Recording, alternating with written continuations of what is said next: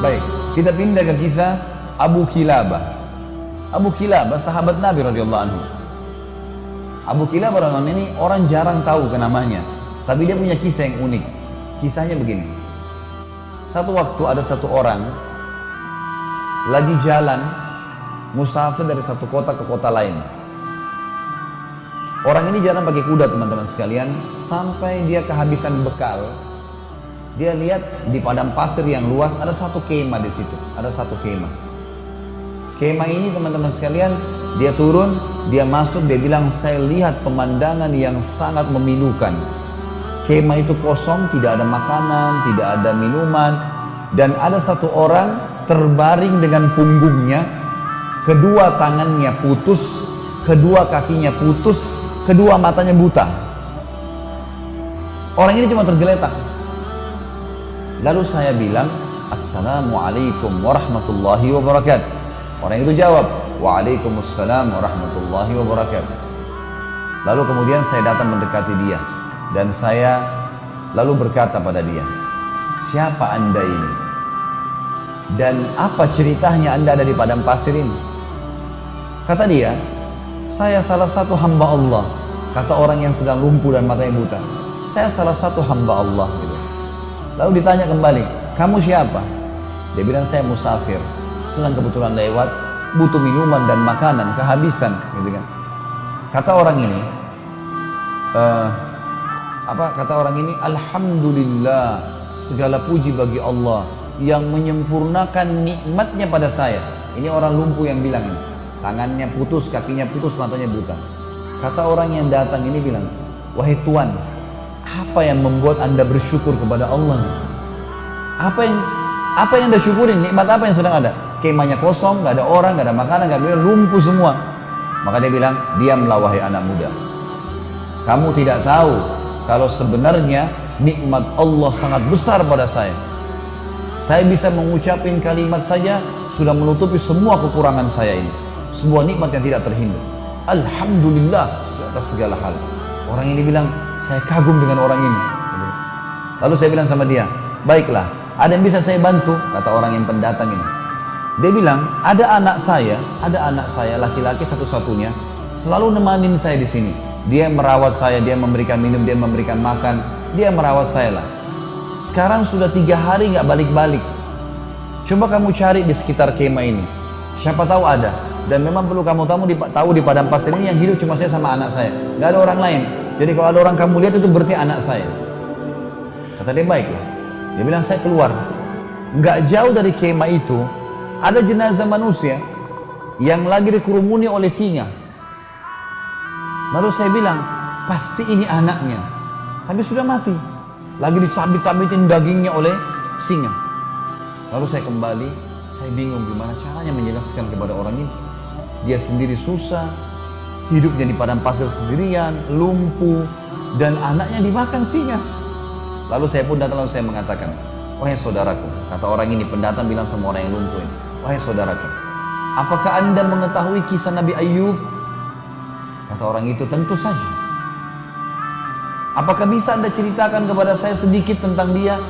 Kata orang itu, Ayub alaihissalam, orang yang tidak bisa dinilai kesabarannya, orang yang dicoba sama Allah 20 tahun dengan penyakit, 20 tahun dengan mati semua anaknya 12 laki-laki, 20 tahun dengan penyakit kusta sehingga ditinggal oleh kaumnya, hartanya semuanya habis, 20 tahun miskin.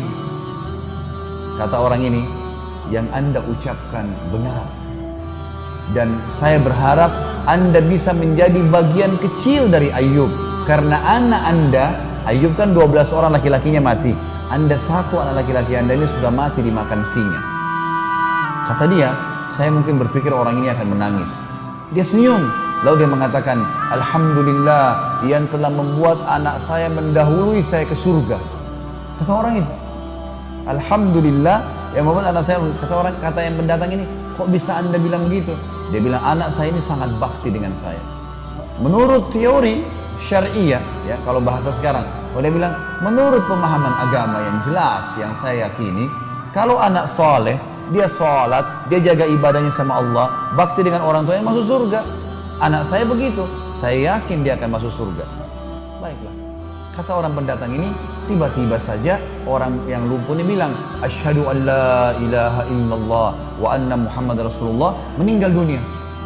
Mati di si lumpuh nih. Orang ini bilang, innalillahi wa inna ilaihi raji'un. Saya kehabisan bekal, kehabisan makanan, temu lagi orang seperti ini dan mati. Apa yang harus saya lakukan nih? Gitu. Dia bilang, saya keluar dari kemah, nyari informasi, ada siapa nih yang bisa saya minta tolong?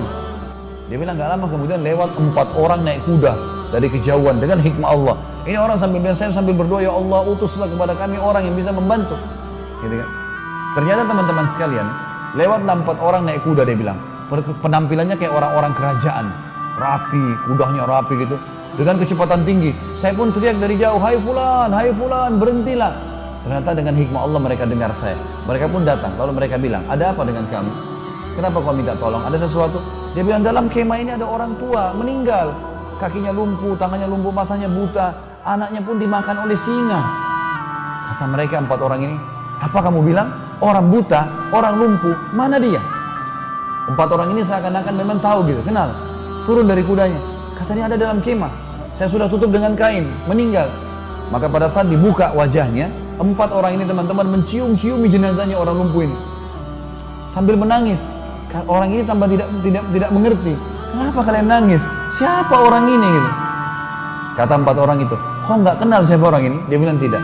Ini Abu Kilab al-Jurumi. Ini sahabat Nabi. Satu-satunya sahabat Nabi masih hidup sekarang, ini orangnya. Dia sudah lama kami cari karena disuruh oleh raja untuk jadi hakim. Dia larikan diri karena tidak mau jadi hakim. Dia sampai tinggal di padang pasir. Dan ini orangnya, ini orang terkenal dengan kesolehannya, doanya mustajab.